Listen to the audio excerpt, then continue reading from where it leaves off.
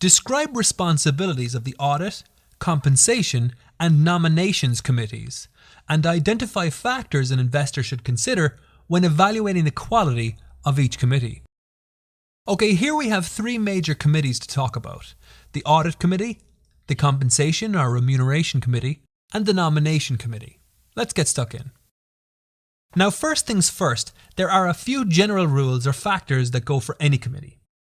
First, it's always advisable that for any committee, all members be independent.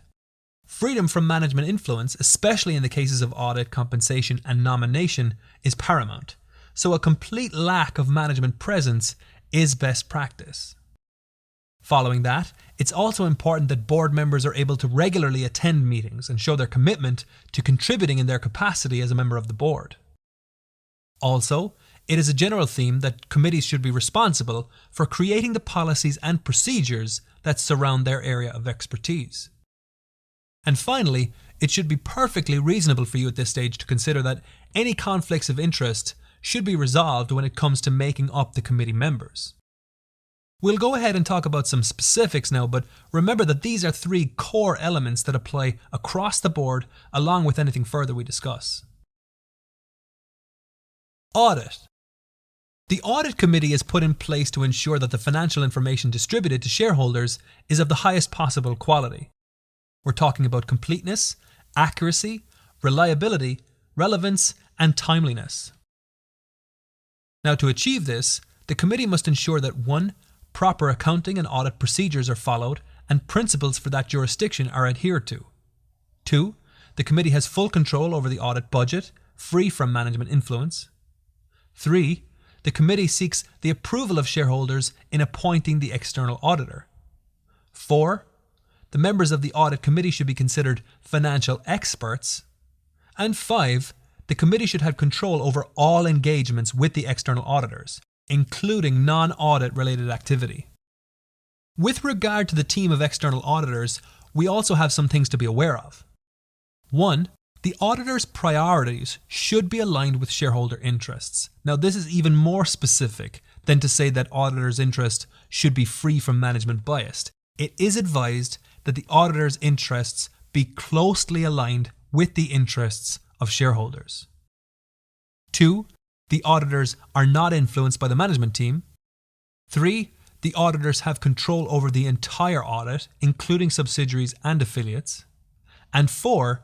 Any conflicts of interest between the external auditor and the company are resolved in the best interest of the shareholder. Moving on then, the Compensation Committee.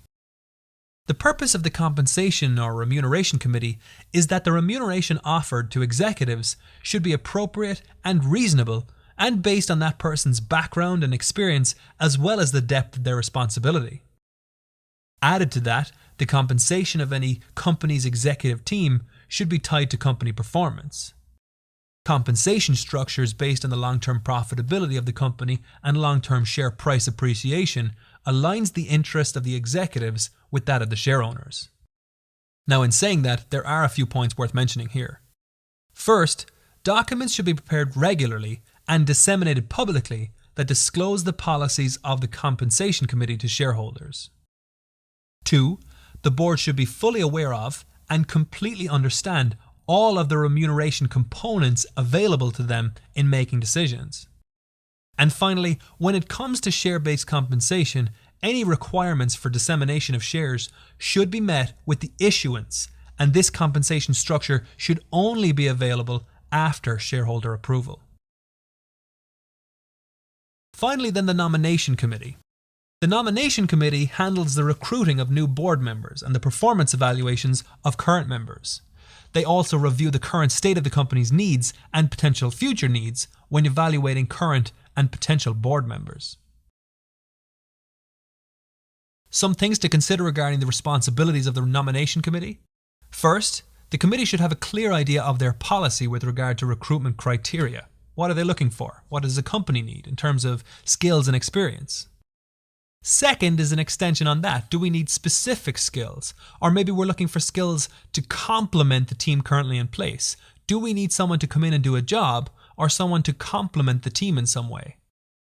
Finally, then the search process. What procedures or philosophies are held by the committee when it comes to seeking out talent? Where do they get their information and their advice? Do we outsource any part of the recruitment process or the whole thing? Describe provisions that should be included in a strong corporate code of ethics.